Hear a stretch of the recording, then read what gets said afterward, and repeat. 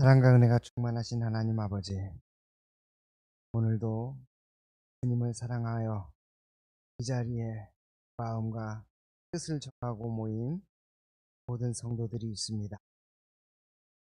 이들의 기도를 들어주시고 이들에게 은혜 내리기를 주저하지 말아 주옵소서. 특별히 주님께서는 그 칠흑같이 어둠 속에서도 빛을 발하시며 조용히 뒤로 물러나 계신 것 같지만 우리의 삶의 자리에서 왕성하게 활동하시는 주님이십니다. 주님께서는 능력이 없으신 자 같으나 세상 만물을 창조하신 능력 중의 능력자이십니다. 주님께서는 침묵하는 자 같지만 돌들을 일으켜서 말씀하시는 분이십니다. 주여, 우리가 그런 주님을 향하여서 이 자리에 마음을 모았사오니 주여, 어둠 속에서 찬연히 빛나는 그 빛과 같이 우리의 마음 속에 빛을 비추어 주옵소서. 하나님이여, 우리에게 하나님의 광선을 내려쬐어 주시사 우리의 상한 영혼, 우리의 다친 마음, 우리의 모든 왜곡되어진 것들을 바로잡아 주옵소서.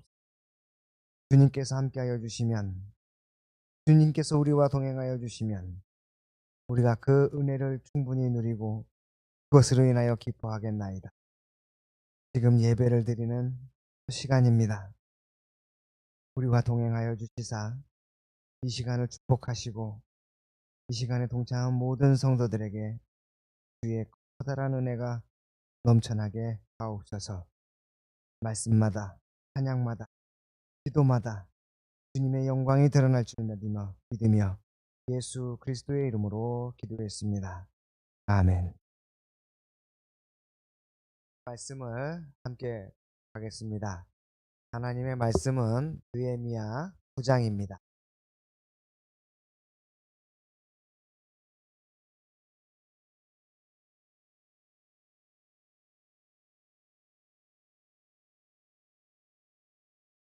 구약성경 느헤미야 9장 21절로 33절까지의 말씀을 저와 함께 읽어주시기 바랍니다.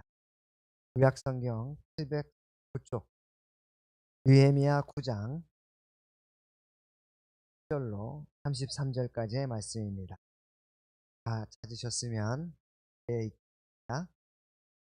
40년 동안 들에서 기르시되 부족함이 없게 하심으로 그 옷이 헤어지지 아니하였고 발이 부르트지 아니하였사오며 또 나라들과 족속들을 그들에게 각각 나누어 주시고 그들이 시온의 땅 곧 헤스본 왕의 땅과 바산 왕 옥의 땅을 차지하였나니 그래서 그들의 손을 하늘의 별같이 많게 하시고 전에 그들의 열조에게 들어가서 차지하라고 말씀하신 땅으로 인도하여 이르게 하셨으므로 그 자손이 들어가서 땅을 차지하되 주께서 그 땅 가나안 사람들이 그들 앞에 복종하게 하실 때에 가나안 사람들과 그들의 왕들과 본토 여러 족속들을 그들의 손에 넘겨 임의로 행하게 하시매 그들이 견고한 성읍들과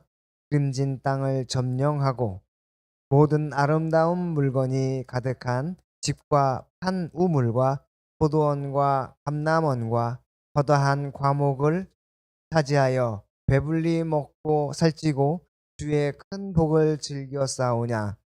그들은 순종하지 아니하고 주를 거역하며 주의 율법을 등지고 주께서 돌아오기를 권면하는 선지자들을 죽여 주를 심히 모독하였나이다.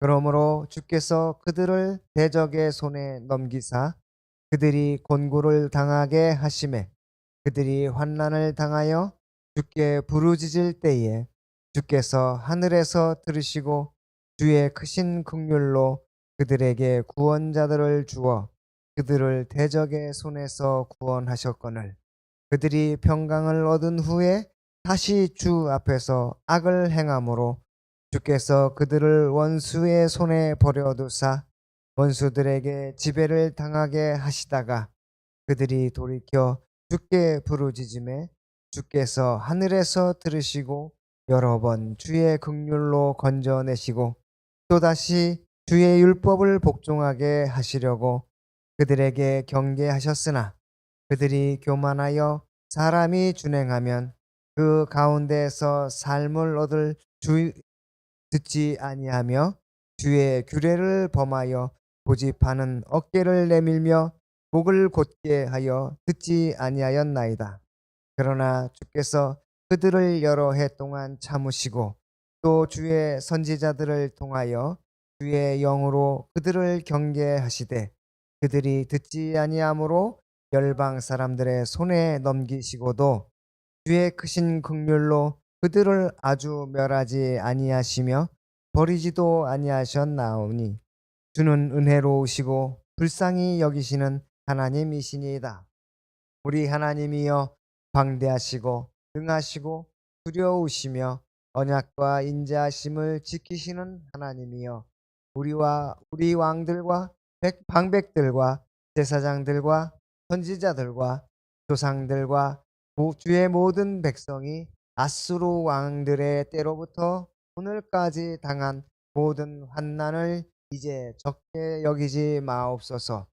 그러나 우리가 당하는 모든 일에 주는 공의로우시니 우리는 악을 행하였사오나 주께서는 진실로 행하셨음이니이다. 아멘.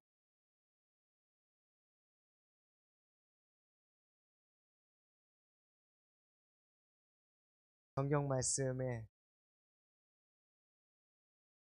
이야기 신실함이라고 정해봤습니다.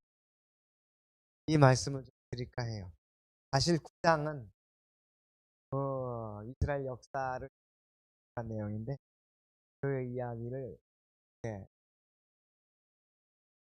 하다 벌써 9회 느헤미야서를 읽게 9장에까지 이르게 됐어요. 9장부터 9장까지 오게 되었는데 9장에서 뜻밖의 이 역사 이야기 제가 오늘 가만히 이 이야기를 보니까 딱 떠오른 이야기가 제가 어느 날 모임에서 점심을 먹으러 가게 됐는데 그 모임의 총무인이 우리를 데리고 차에 싣고서는 아주 맛있는 데 데려간다고 점심 예약한 곳이 있다고 데려간다는 거예요. 그래서 뭐 마음으로 뭘 먹을까 또 어디로 좋은 곳을 우리를 인도할까 기다리며 갔는데 웬걸 끊임없이 계속 가는 거예요. 산에 들어가요 차가. 물어보죠. 총무님 우리 맛있는 거 먹는다며 산에 가면 어떡해요? 그랬더니 믿고 따라오래요. 가만히 있으래요. 어디 가는데요? 그러니까, 여기면 음식점이 있는데 이 차가 이렇게 막 그 산을 이렇게 그래 막 들어가는 거예요. 하다 보니까 의심이 생기는 거야. 여기 무슨 음식점? 근데 정말로 쭉 이렇게 그 오솔길이라 그러죠. 산길을 이렇게 가다 보니까 넓은 터가 나오더니 주차장이 나와요. 그리고서는 거기 차들이 막 주차되어 있고 사람들이 거기서 식사를 하는 거예요. 집 한 채 안에 들어가서 저희도 들어가서 이제 경치도 좋고 공기도 좋은 데서 식사를 맛있게 했어요. 저는 뜻밖이었어요, 사실은. 이렇게 외진 곳에 음식점이 있다니 막. 근데 거기에 사람들이 와 있는 거예요. 우리뿐만 아니라 다른 사람들도 쭉 와서 어디서 식사를 하는 거예요. 그 사람들은 다 알고 있는 거죠. 세상에 일들은 참 알다가도 모르겠어요.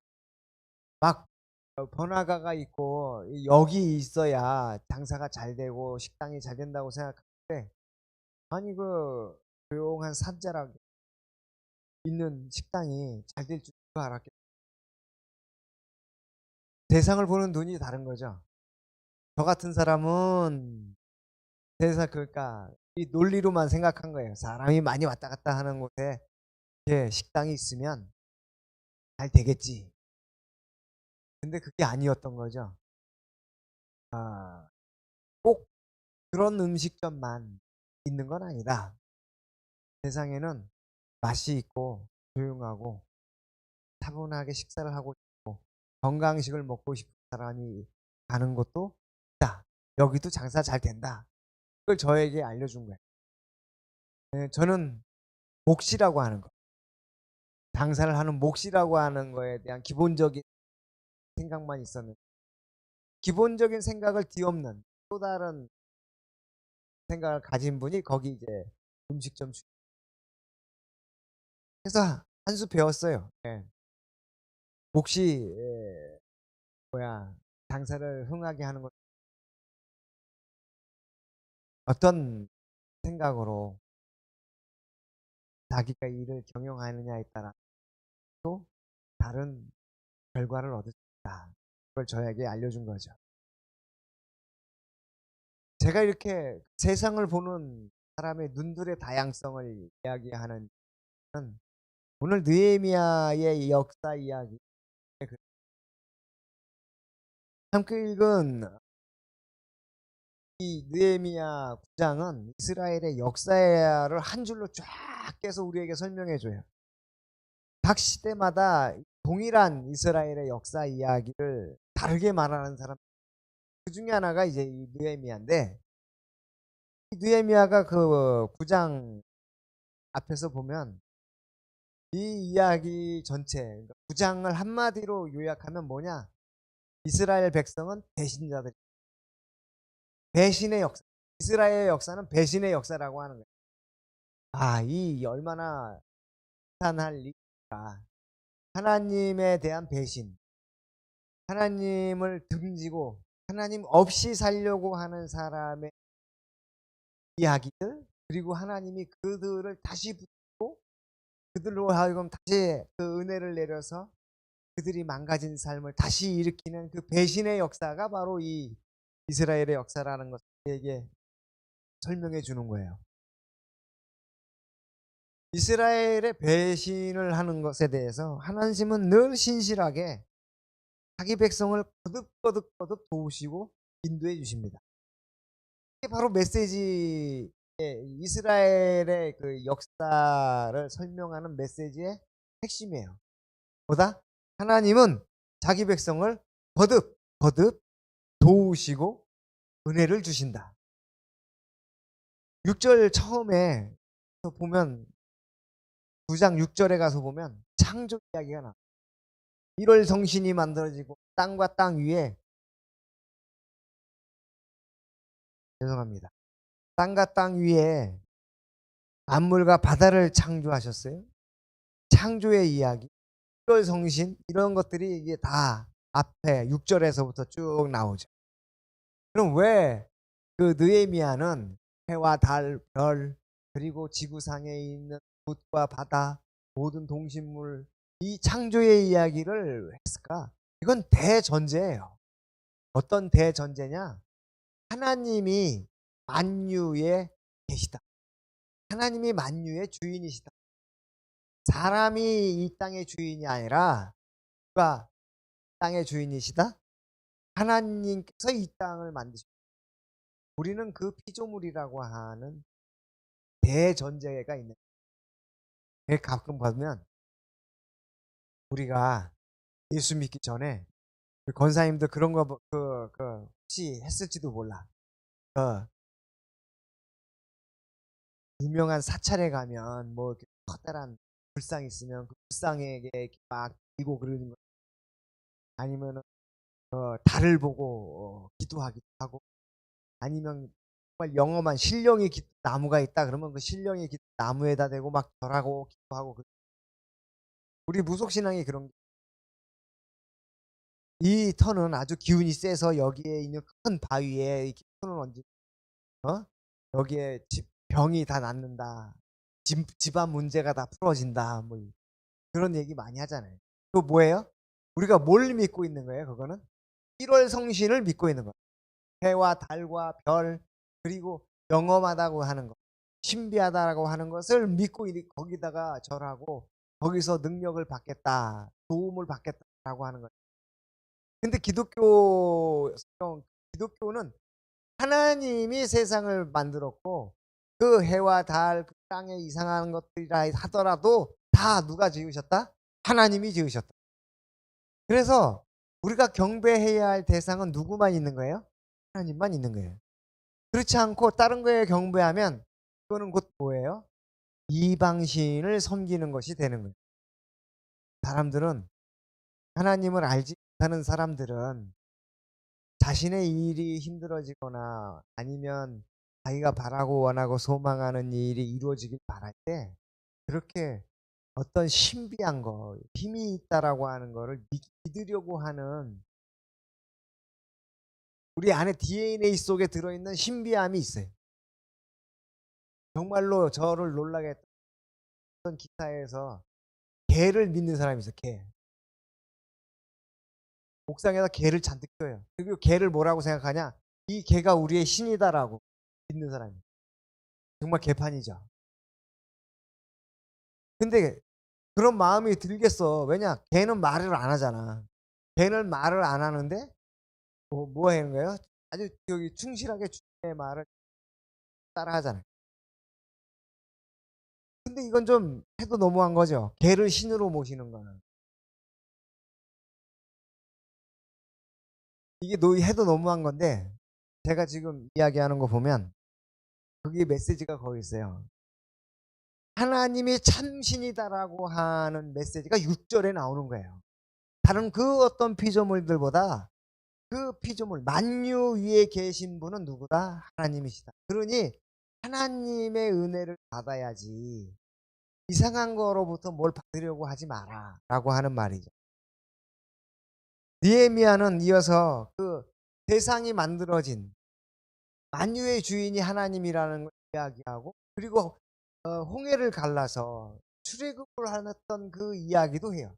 자, 아브라함을 선택해 아브라함이 되어서 그로부터 언약을 맺고 만국의 믿음의 조상이 되고 그리고 그 자손들이 애굽에 내려가서 박해를 당할 때 하나님께서는 모세를 보내셔서 광야를 통과하게 하셨고 그 광야를 통과하게 하시면서 다른 이스라엘 민족 먹이시고 입히셨다. 부족함이 없어요. 언제까지? 오늘 함께 읽었던 말씀처럼 40년을 하나님이 먹이시고 입히셨고 그 옷이 헤어진 바가 없다라고 말하고 있어요. 이게 얼마나 대단한 겁니까? 40년을 하나님이 먹이시고 입히셨다라고 하는 거예요. 저는 지금 55인데 제가 돌아보니까 하나님이 저를 먹이시고 입히신 게 55회예요. 근데 앞으로도 계속 하나님이 먹이시고 입히시고 영양제까지 챙겨주실 것 같아요. 그렇게 하나님께서 출애굽을 한 이후에 광야 40년을 먹이시고 입히셨는데 보라 이들이 한 일이 무엇이냐? 이방신을 만들어서 거기에 자기들이 원하는 대로 그 하나님께 자기들이 만든 신에게 빌라고 하잖아요. 사실은 그건 역전이에요.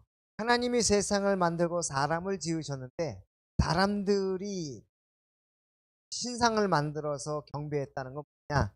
사람이 신을 만든 거예요. 역전인데도 아주 크게 역전된 하나님이 인간을 창조하셨는데 오히려 그 광야 생활하면서 인간이 누굴 만들었다? 하나님을 창조했다. 대단한 역설. 근데 그 역설이 거기서 끝나지 않아요. 이들이 은혜를 받고 순종했다가 벌을 받아서 다시 회개하고 그러다가 이제 가나안 땅에 들어가서 가나안 땅에서 정말로 풍족하게 먹고 마시고 집을 짓고 행복하게 살 수 있는 삶의 터전을 만들어 주었는데 이들은 하나님의 은혜를 받지 않고 은혜를 받았다고 생각하지 않고 하나님의 뜻 안에 순종하는 것이 아니라 하나님의 말씀을 거역했다. 주의 율법을 등지고 사는데 더 좋아했다라고 오늘 하나님을 등지고 살았다. 이거 무슨 말이냐? 하나님이 우리를 향해서 고개를 돌리시는 게 아니라 아유, 저 죄인 하고 하나님이 우리를 향해서 고개를 돌린 게 아니라 사람이 하나님을 향하여 고개를 들고 기도해야 할 사람이 오히려 하나님을 등지고 사는 걸 더 좋아했다는 건 뭐예요? 하나님하고 상관없이 살겠다라고.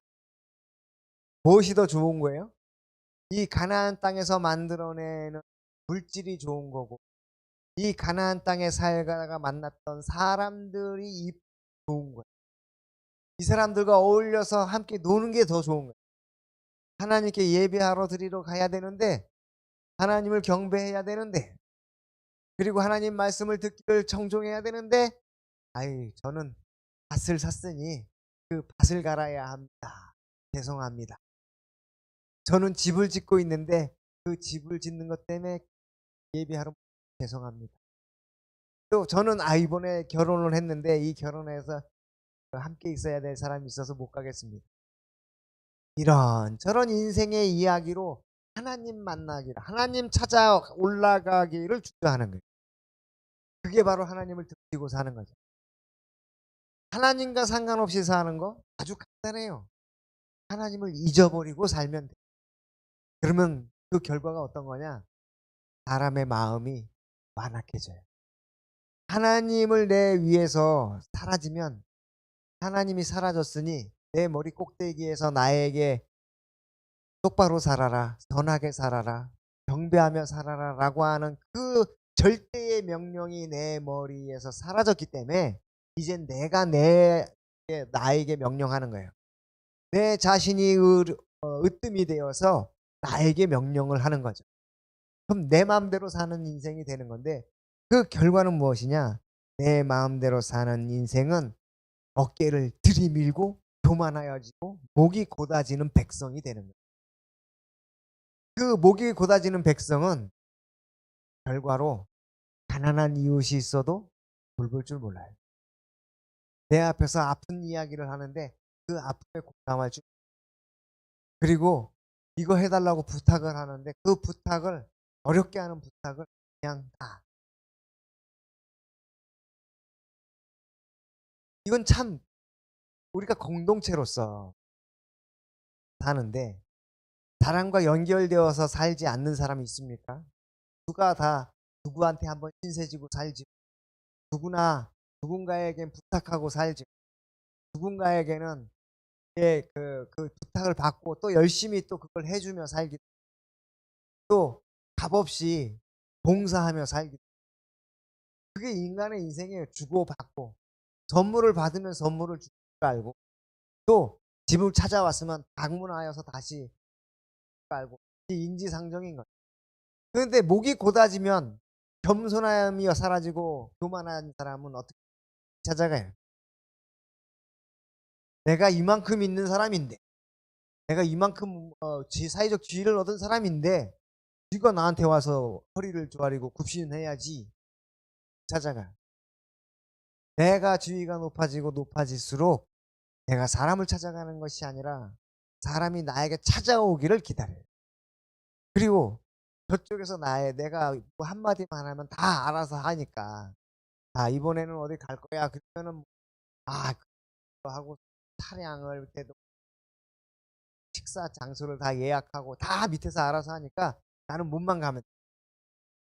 이게 뭐예요? 저쪽 밑에서 일어나는 일들에서 겸손한 그들이 아파하는 걸 알지 못하는 거예요. 그러면 그 사람은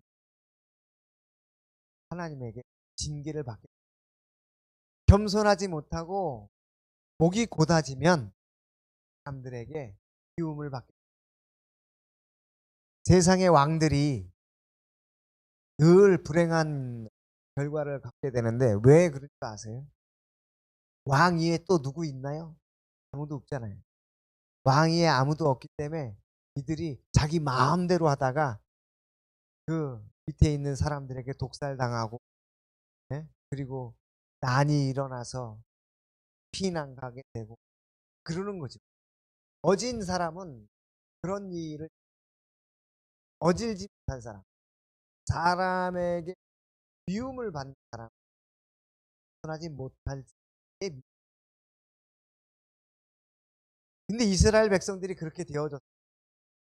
어떤 특정하게 지위를 차지하고 높은 자리에 있는 사람이 아니라 모두가 다 그렇게 하나님을 잊어버리고 등지고 사느라고 들이 목이 굳은 사람들. 그 결과는 이스라엘, 북이스라엘과 남유다가 바빌론과 아시리아에 패망한 포로로 끌려가는 삶을 살게.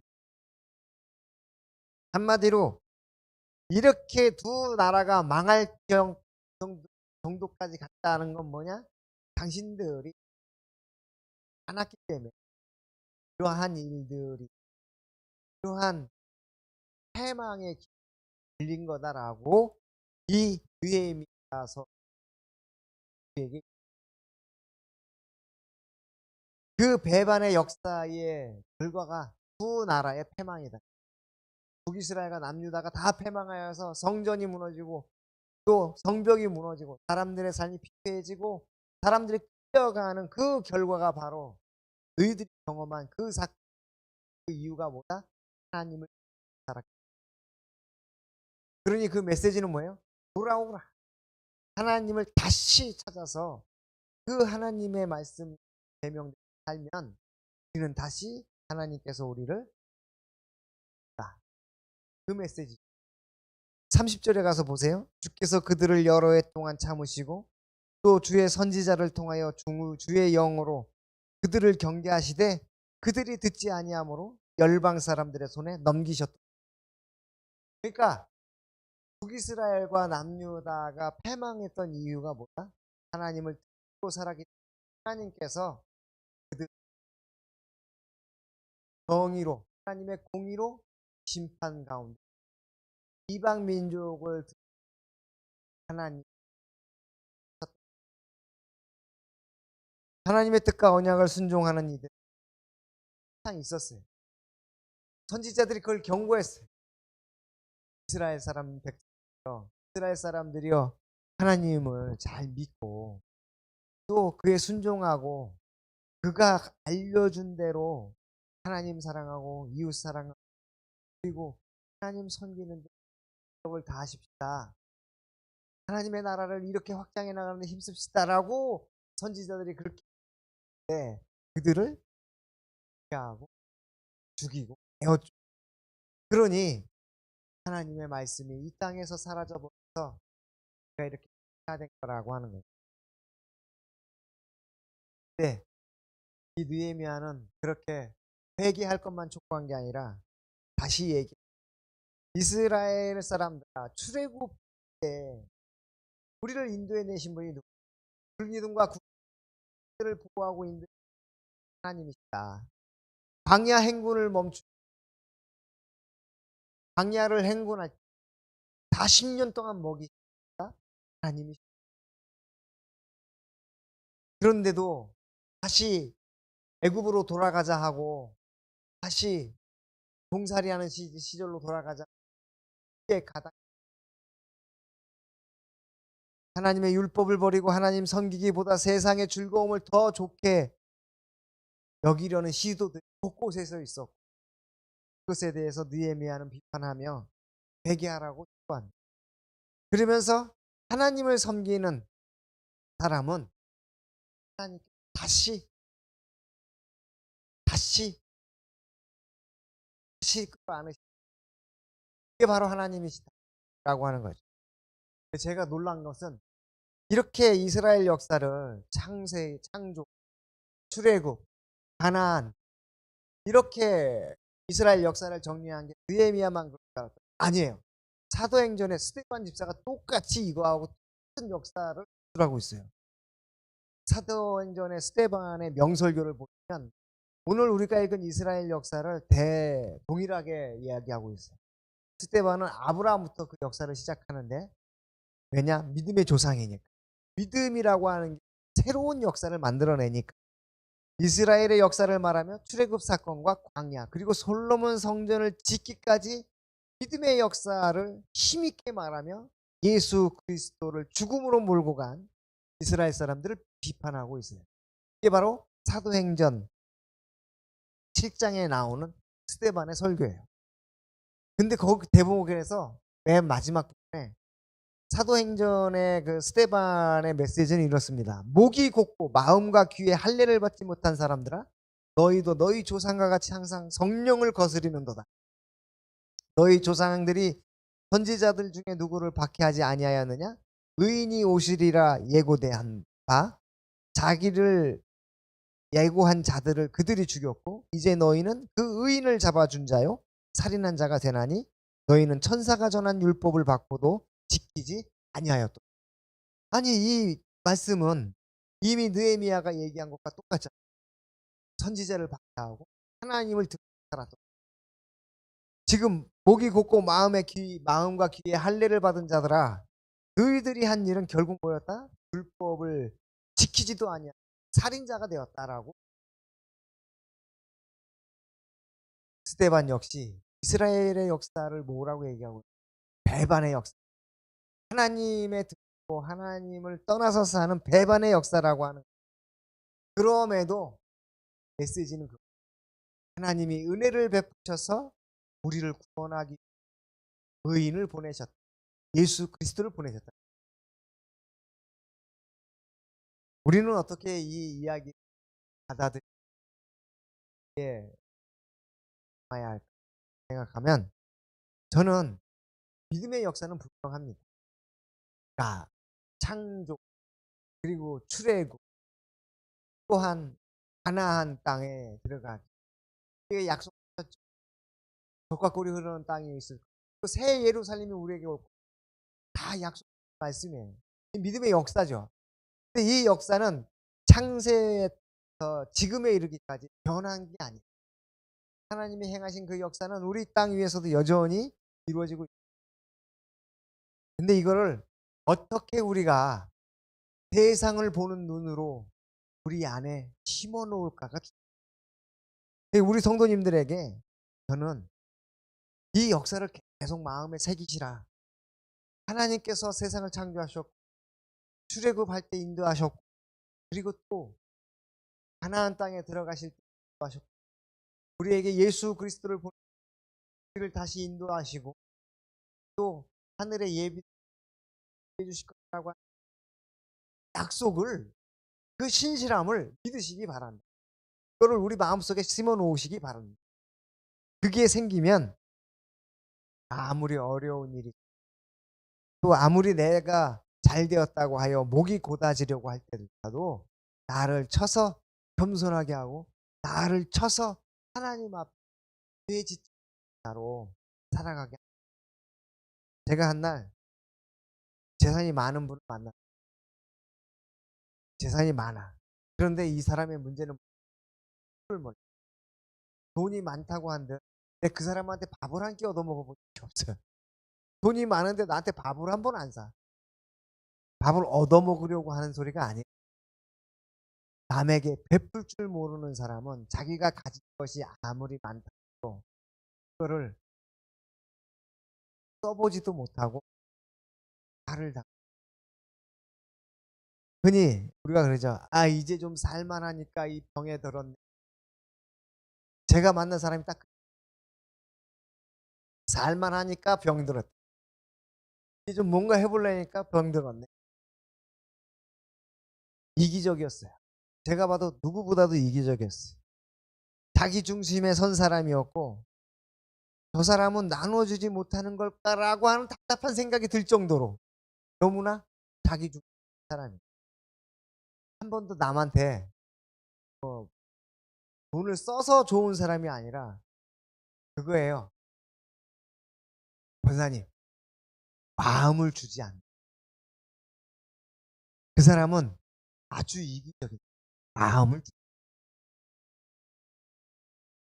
자장면 한 그릇을 같이 먹 마음을 주는 사람이 사준 마음 맛있게 먹어요. 근데 마음을 주지 않는 사람이 사준 거는 그냥 행사로 끝나는 거예요. 하나님은 목이 곧은 사람 그렇게 자기 외에 아무도 존재하지 않다고 생각하는 목이 곧은 자라고 나를 좋아하시잖아요.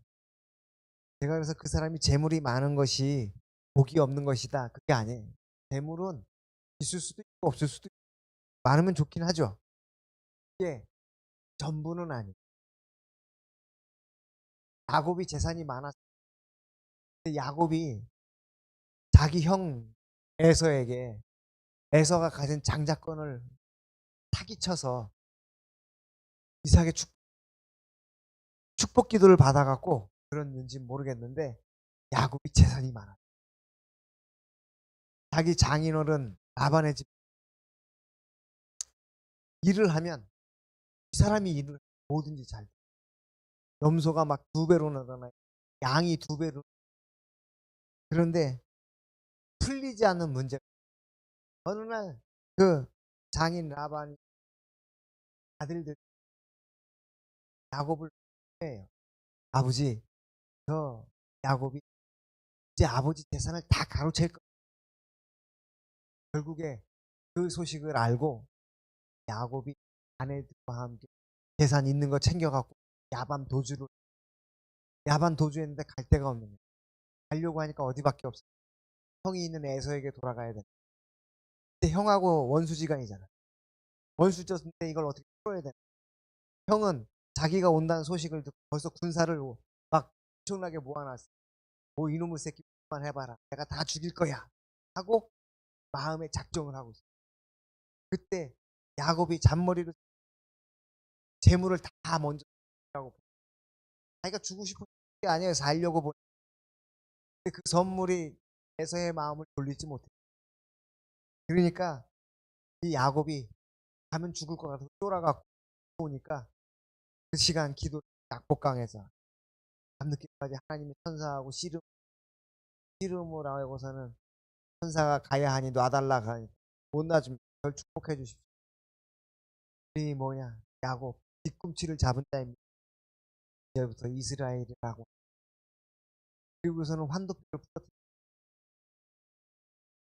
쩔뚝쩔뚝 걸어가는 야곱을 보다가 마음이 무너져 마음이 녹아서 내 동생 야곱아 하면서 하면 둘이 갖고 있던 인생의 문제를 복이라고 하는 것은 있을 수도 없고 없을 수도 있고 재산이라고 하는 것은 있을 수도 없고 없을 수도 있고 어느 날 훅 하고 사라질 수도 있고 또 차곡차곡 쌓여질 수도 있고 근데 정말로 우리가 누려야 할 건 뭐냐? 우리가 하나님을 바라보며 사는 그런 인생이 되어져야 한다는 거예요. 하나님 안에 있을 때 은혜인 거죠. 하나님을 등지고 있을 때 은혜가 있을 수 없어요. 인색한 마음으로 살았다는 것은 아직 은혜, 거저 받은 것을 모른다는 말이에요. 이런 사람은 몇 번 죽어도 죽어야 돼. 더 죽어야 돼. 받은 은혜를 은혜라고 생각지 않은 사람은 뭐예요? 계속 받기만 하는 사람이에요. 받아도 난 받은 적이 없어 더 줘라고 하는 사람이에요. 이런 사람들은 한 번 더 무너져야 돼. 또 몇 번이고 무너져야 돼. 그래야 다시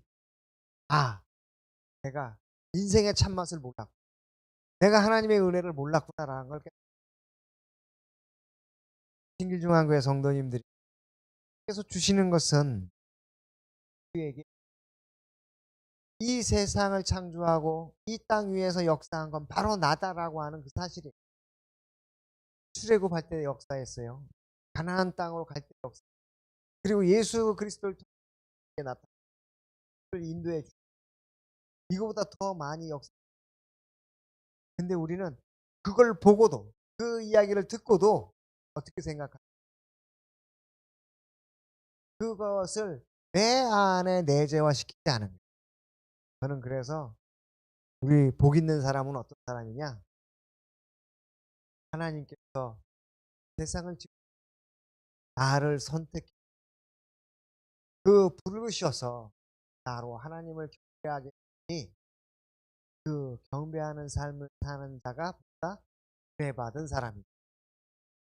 세상에서 인정받는 사람이다. 사람들에게 하나님이 수없이 기다리시는 은혜가 있어요. 사람들이 기다리는 은혜가 있어요. 그리고 또 하나님은 그런 사람을 찾으세요. 그리고 그런 사람에게 은혜 베풀기를 좋아하십니다. 복음의 역사가 우리에게까지 온 걸로 보면 그 은혜 베푸시는 이 안에 이루어진 줄로 믿으시기 바랍니다. 자, 이제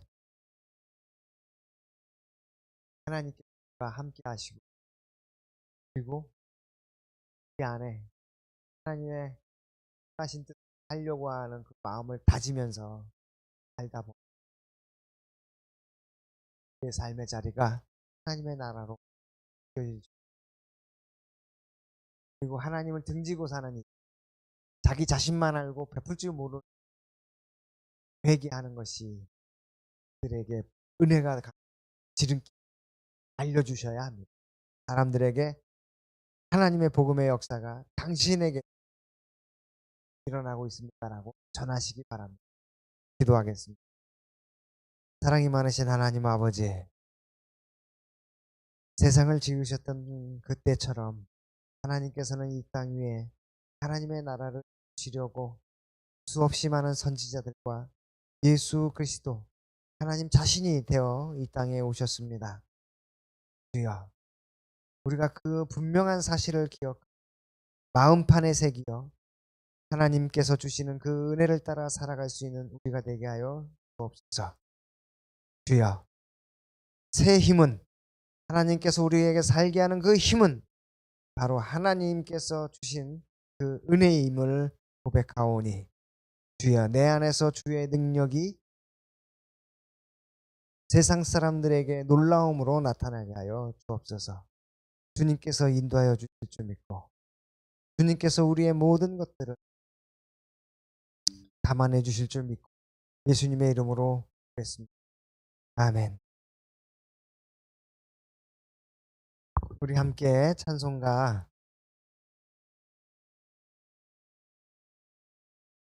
110장 또 기도하는 시간을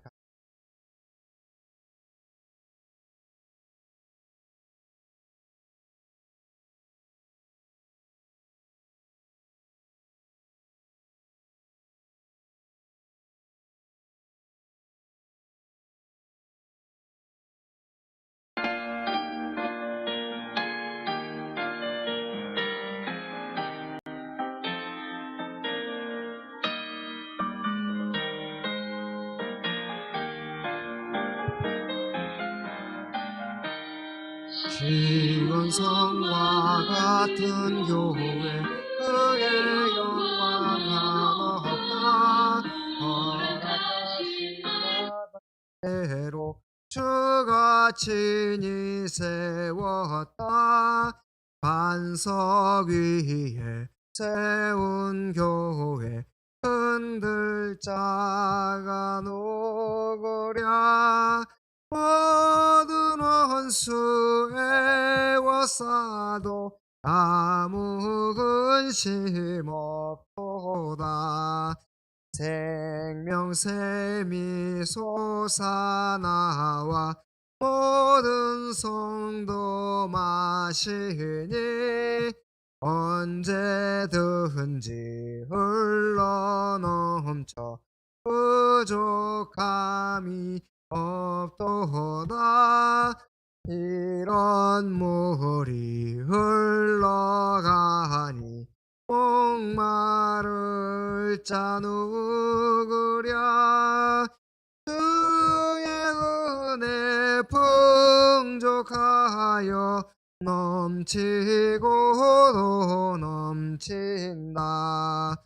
주의 은혜 내가 받아 채운 백성 되는 때 세상 사람 이방에도 주를 찬송하리라.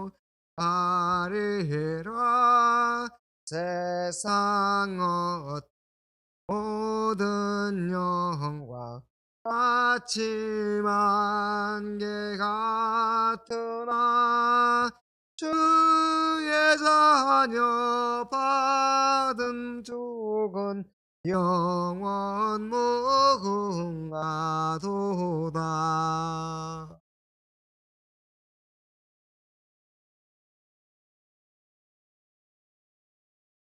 이제 우리 함께 하나님께 기도하도록 합니다. 우리 안에 가지고 있었던 들 있죠. 그리고 하나님께 기도해야만 할 것 기도해 주시기 바랍니다. 하나님을 등지고 사는 사람들 잘 아실 겁니다. 그들을 위한 기도도 해주시기 바랍니다.